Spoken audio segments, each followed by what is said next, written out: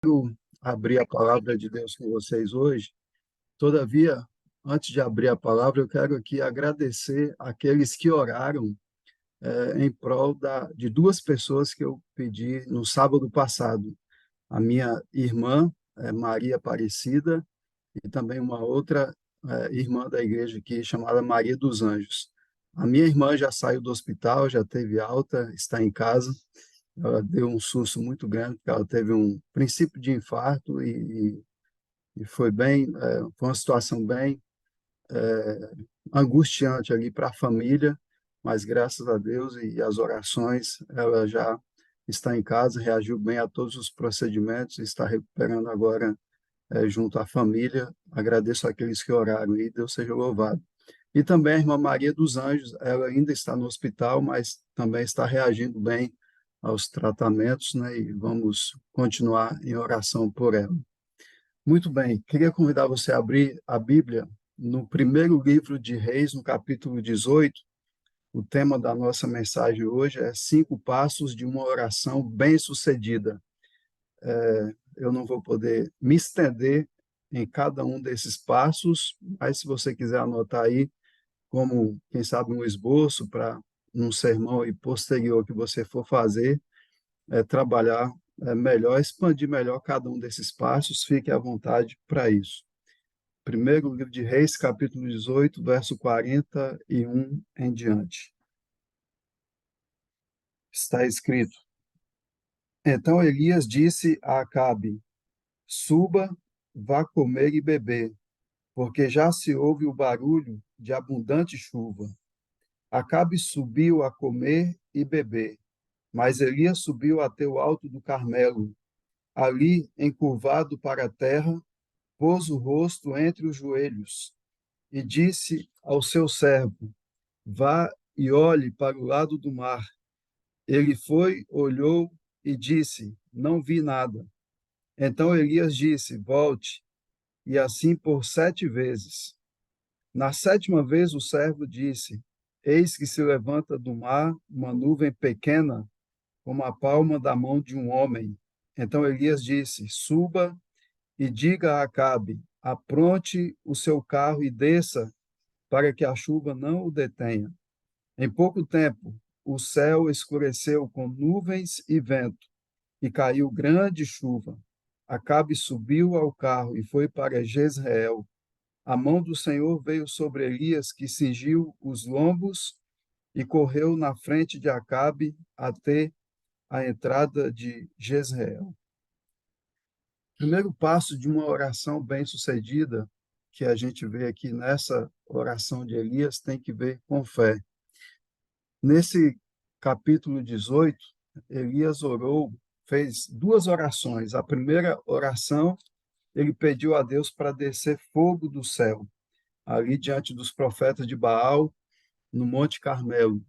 E a segunda oração é essa que nós acabamos de ler aqui, onde ele ora a Deus pedindo para descer chuva.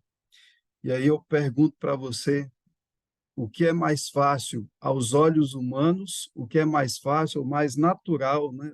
Vamos dizer assim, descer do céu, fogo ou chuva? Aqui no Brasil, um calorão que fez aí nos últimos dias, talvez alguns responderiam assim, olha, é mais fácil descer fogo, né? Mas a gente sabe que, naturalmente, né, aos olhos humanos, é muito mais natural descer chuva do que fogo do céu. E Elias havia orado para descer fogo, e o fogo desceu. Mal acabou de orar, o fogo desceu. E agora ele vai orar pedindo a Deus para mandar chuva. E aí talvez você poderia pensar, não, é algo mais simples, né? Não precisava Elias se deter tanto nesse tipo de oração aqui, porque ele orou e o fogo desceu, agora a chuva vai descer também de bate-pronto, de imediato, né? Mas a gente percebe aqui que Elias necessitou desenvolver a sua fé para que essa oração fosse respondida. E o primeiro passo de uma oração bem-sucedida é esse: antes de orar, é preciso ter fé. Se você não tem fé, se eu também não tiver, se eu e você nós não tivermos fé, queridos, não adianta orarmos. Se a gente não acredita que Deus pode responder às nossas orações, nós estamos perdendo tempo se estamos orando assim. É preciso acreditar, é necessário ter fé. No ano de 2009, eu fui fazer uma semana de oração em uma cidade aqui no norte do Espírito Santo, e aí o pastor levou a mim e a minha esposa para nos hospedarmos na casa de uma irmã, por nome Ruth, e aí a gente começou a conversar com ela, uma das líderes da igreja, e tínhamos alguns projetos, né, planos para lançar para a igreja ali durante aquela semana que tinha que ver com oração. E dos planos ali, uma das ideias, melhor dizendo, era desenvolver a hora de orar. E, para tanto, a gente iria imprimir em papel adesivo a frase "é hora de orar" e entregar uns 4 ou 5 papeizinhos desses para que os irmãos levassem para casa e colassem na tela do computador, no volante do carro, na porta da geladeira, onde fosse visível, para que durante vários momentos naquela semana se lembrasse de estar orando. Não tinha um momento específico, a hora que visse ali a frase era a hora de orar. E aí a irmã Ruth falou, então vamos fazer isso. E aí pegamos ali o arquivo que já estava pronto e fomos na papelaria, compramos o papel adesivo e fomos até a igreja. Lá tinha um computador com impressora para fazer então o processo de impressão. Quando chegamos lá e colocamos, acionamos tudo, a impressora começou a puxar aquele papel, aí travou e começou a sair fumaça e não conseguiu finalizar o processo de impressão. Então, a irmã Ruth falou, e agora, o que vamos fazer? Vamos levar essa impressora num técnico aqui que eu conheço, para ele dar uma olhada. Isso era uma sexta-feira à tarde, a gente foi lá, levamos no técnico, explicamos o que aconteceu, ele falou, não vou dar muita esperança não, porque se derreteu o plástico aí dentro, danificou o circuito, mas eu vou abrir aqui e daqui a pouco eu falo com vocês. E aí ele olhou a impressora e ligou para a irmã Ruth e falou, pode vir buscar a impressora, porque ela não tem mais jeito, né? Ela não tem como solucionar isso aqui, não, danificou muito aqui. E aí eu fui lá buscar a impressora desenganada pelo técnico, né, para terminar de morrer em casa. E aí cheguei com a impressora na casa da irmã Ruth e ela me disse algo que eu nunca esqueci. Ela disse assim, amanhã é sábado, amanhã cedo nós vamos um pouco mais cedo para a igreja e a gente vai levar essa impressora e ela vai funcionar. E eu fiquei assim olhando para a irmã Ruth, era a primeira vez que eu estava tendo contato com ela, e fiquei impressionado. Mas como assim? Essa impressora foi desenganada pelo técnico, ele disse que não tem mais jeito, e a irmã Ruth está dizendo que ela vai funcionar. E aí, no outro dia, pela manhã, estávamos para sair para a igreja, todos prontos, e a irmã Ruth disse, pegue a impressora, vamos levar para a igreja e ela vai funcionar. Deus não me acordou nessa madrugada à toa. E aí eu peguei a impressora e eu confesso para você que eu não estava muito crente que aquela impressora iria funcionar. Chegamos lá, ligamos lá na tomada, acendeu uma luzinha, nem isso estava acontecendo, já fiquei curioso. E aí conectamos ao computador, fizemos lá o processo, a impressora começou a fazer uma barulheira danada, fez tanto barulho ali nas engrenagens, e só sei que começou a puxar aquele papel e as frases saindo ali, como se nada tivesse acontecido com a impressora, e imprimiu todas as frases que a gente precisava entregar para a igreja naquela manhã. A frase "é hora de orar". No final do culto, entregamos para os irmãos, e eu sei que a impressora funcionou. 2 anos depois, voltei em Mantenópolis e perguntei para a irmã Ruth, e a impressora? Ela disse, pastor, está funcionando, nunca mais deu problema. Antes de orar, a irmã Ruth teve fé. Irmão, se não tem fé, não ora. Antes de orar, Elias teve fé. Ele olhou nos olhos do rei de Israel, do rei Acabe, e disse, sobe, come e bebe, vá para os teus aposentos, porque eu já estou ouvindo o barulho, já se ouve o ruído de abundante chuva, de uma grande chuva. E a White comentando isso, irmãos, ela diz assim, isso foi publicado na Review, 2 de outubro de 1913, a White diz assim, quando Elias ordenou que Acabe fosse comer e beber, Acaso tinha ele alguma evidência de que a chuva cairia? Ela pergunta. Tinha visto nuvens no céu? Havia ameaça de chuva? Ou ele tinha ouvido um trovão? Não, diz ela. Ele falou aquelas palavras porque o Espírito do Senhor agiu em sua mente e o levou a crer que sua oração tinha sido ouvida, mesmo antes de ele orar, de pronunciar a oração. Havia, diz ainda Ellen White, havia feito tudo o que era possível para manifestar sua fé. Ele disse para Acabe, o rei de Israel, vai chover sem ter nenhum barulho, nenhum sinal de chuva, né? Havia feito tudo o que era possível. Então, começou a orar. Só então ele começou a orar pelo derramamento de abundante chuva. Se temos fé, irmãos, se nós não temos fé, melhor dizendo, não adianta orar. Mas agora vem o segundo passo. Se tem fé, então ora. E o segundo passo de uma oração bem-sucedida é simplesmente orar, é colocar em prática, é desenvolver a hora de orar, é praticar a oração. E foi exatamente o que Elias fez, porque no verso 42, você percebeu aqui, Acabe subiu a comer e a beber, mas Elias subiu até o alto do Carmelo, e ali encurvado, prostrado na terra, encurvado para a terra, pôs o rosto entre os joelhos. Para fazer o que, irmãos? Exatamente, para orar. Se não tem fé, não adianta orar. Mas se tem fé, irmãos, então ora. Se não tem fé, repito, não adianta orar. Mas se tem fé, se você acredita, então é hora de orar. E foi isso que Elias fez. Elias orou ao Deus dos céus para que a chuva caísse. E aí ele começa a orar com o rosto ali entre os joelhos. Quando ele orou para descer fogo do céu, como disse, mal acabou de orar, o fogo veio, desceu na presença de todos ali. E agora ele está orando, pedindo algo mais natural, humanamente falando, que para Deus não tem diferença mandar fogo, mandar chuva, para Deus não tem diferença, mas para mim e para você é mais natural descer chuva, né? Cair chuva.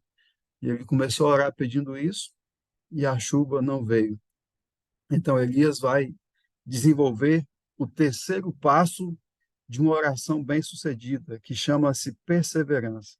Ele pediu para que o seu servo, no verso 43, pediu para o seu moço ir lá olhar em direção ao mar para ver se havia ruído, barulho de chuva ou sinal de chuva. E o servo foi lá, olhou e disse: Não vi nada. Nesse momento, Elias poderia ter desistido: Senhor, eu pedi fogo, o fogo veio imediatamente, agora estou pedindo chuva, não vai vir chuva coisa nenhuma. Ele poderia ter desistido aí mesmo. Mas ele não desistiu, ele disse para o seu servo, volta, e o servo voltou, e mais uma vez disse, não vi nada. Irmãos, enquanto o servo ia e voltava, e isso se deu por 7 vezes, ele ia, voltava, a Bíblia não diz quanto tempo isso demorava, qual é a distância entre onde eles estavam e onde tinha vista para o mar, mas o servo ia e voltava, e ele estava fazendo o que, irmãos? Estava no WhatsApp, estava na rede social, não, Elias estava orando, ele estava desenvolvendo a hora de orar, ele estava perseverando na oração. Terceiro passo de uma oração bem-sucedida é a perseverança. Tem coisas que a gente pede para Deus, quem sabe você já viveu a experiência de pedir coisas aparentemente difíceis e Deus respondeu rápido. E talvez em outras ocasiões você pede algo mais simples e parece que Deus não está atendendo, que a resposta não está vindo no momento que você imagina estar precisando. Mas esse é o momento de a gente continuar orando, de perseverar na oração, de não desistir da bênção de Deus, da providência de Deus, do agir de Deus na nossa vida. Continue orando, continue buscando, continue perseverando. E no tempo de Deus, que é sempre o melhor, ele vai atender, ele vai responder a minha e a sua oração. Elias perseverou. Primeiro passo, fé. Antes de orar, precisa ter fé. Segundo passo, ore. Se tem fé, então ora. Coloque a oração em prática. Terceiro passo, queridos, você precisa perseverar. Eu preciso perseverar. Quarto passo, no verso 44. Eu vou ler com você aqui, verso 44 diz assim: na sétima vez, o servo foi lá olhar em direção ao mar. Na sétima vez, o servo disse: eis que se levanta do mar uma nuvem pequena como a palma da mão de um homem.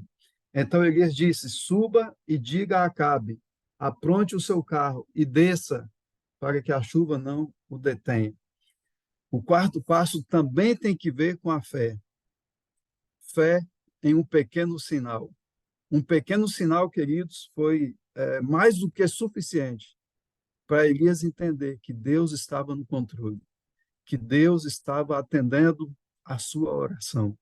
Um pequeno sinal, uma pequena nuvem do tamanho da palma da mão de um homem foi suficiente para que ele dissesse para o seu servo: olha, vai lá e vê se Acabe já foi. Se o rei não foi ainda, diga para ele que ele vá, senão ele vai ser detido, ele não vai conseguir chegar em casa, porque vai cair uma grande chuva.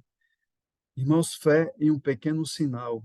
Às vezes nós estamos orando e pedindo a bênção de Deus em algum aspecto da nossa vida, que Deus interfira, que Deus haja, e aí você espera uma bênção tão grande que talvez não caiba nas suas mãos, que você nem consiga abraçar, e aí você talvez não tenha percebido que nos pequenos detalhes, nos pequenos sinais, Deus está dando evidência suficiente para mim e para você de que Ele está no controle.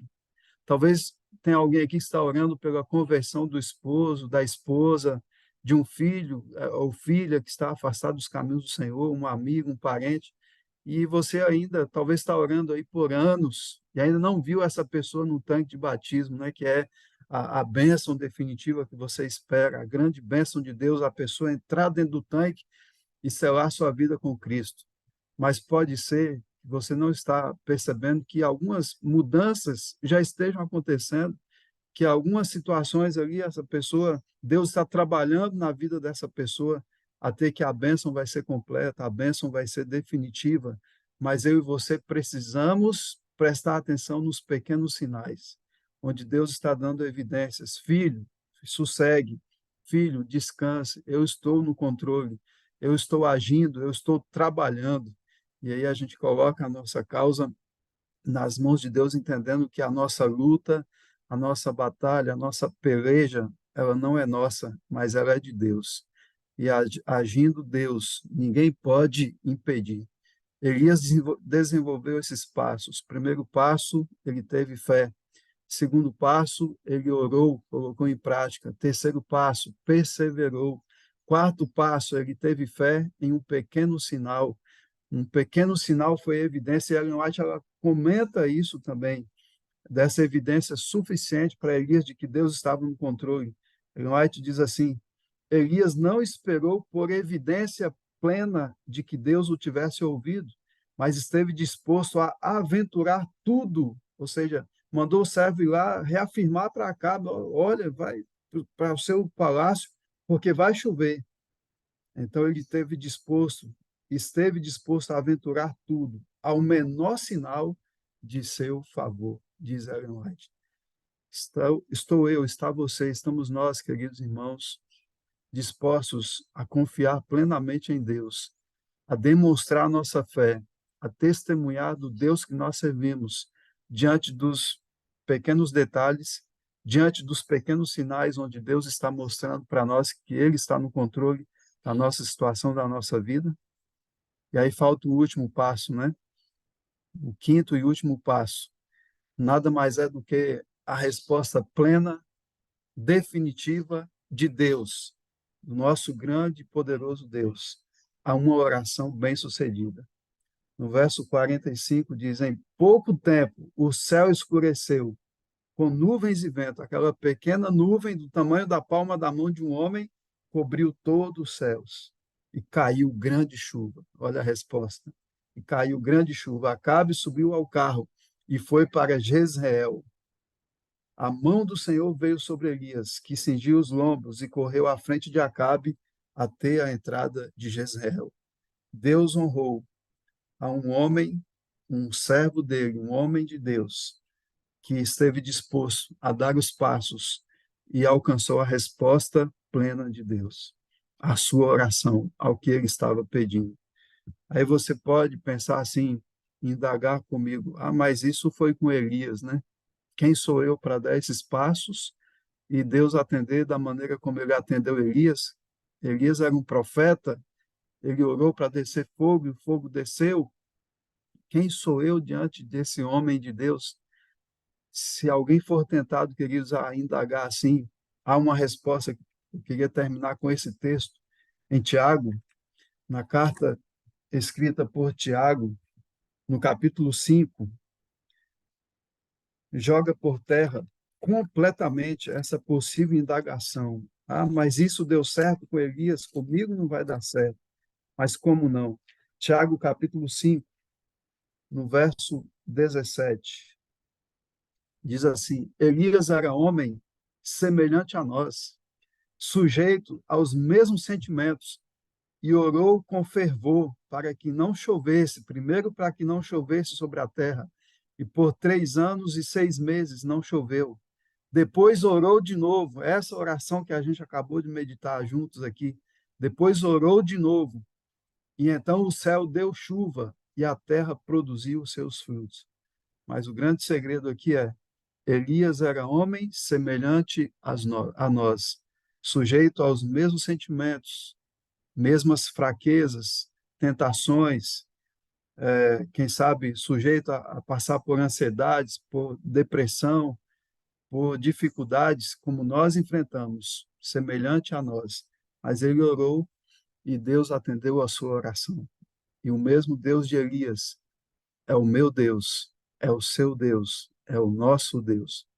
O poder, certa vez um pregador diz assim, o poder não está em quem ora, o poder está em quem ouve. Quem ouve é poderoso para fazer infinitamente mais do que pedimos ou pensamos. Nessa manhã está você disposto a se colocar diante de Deus, continuar perseverante na oração e em sua vida dar esses passos para ver as respostas de Deus, para ser um homem, uma mulher, um cristão, filho de Deus, cujas orações são bem-sucedidas. Pela graça de Deus, isso é possível.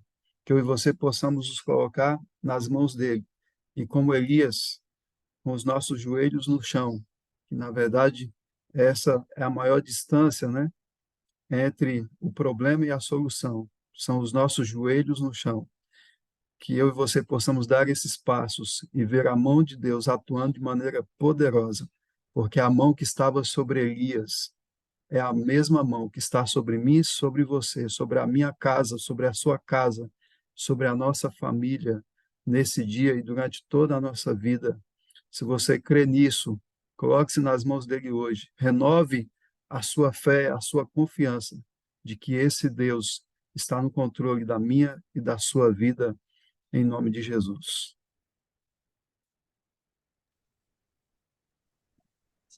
Amém, amém. Irmão Gaspar, depois que o irmão